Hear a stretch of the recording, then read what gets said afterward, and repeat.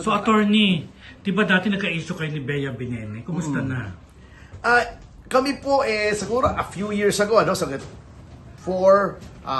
years ago, by chance, nagkita kami sa bahay ni Mr. Louie Gamboa, yung sa Erase, sa Placenta. Kasi at that time, si Louie, very close kami niyan. He's like a brother to me.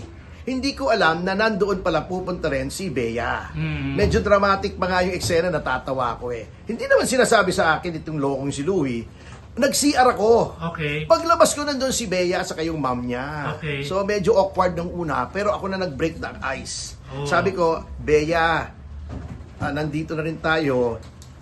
Kung ako na ang magpapaumanhin, sabi ko sa kanya, kung may nagawa ako sa yung masama, I am very sorry. At kumamay naman siya, umiyak pa nga yung mom niya. Then, umpisa noon, okay na naman. Tingin ko naman okay na kami.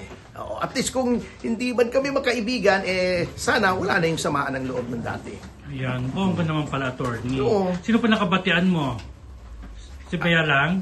Wala naman ako ibang nakaaway, kundi si Bea na yung... pero okay Gusto na mo yun. siya i-produce? Oo, kung gusto. Tama-tama, nasa Viva siya. Kaibigan naman natin si Boss Vic, di ba? Oo. Ayan. Thank you, attorney. Yes, you're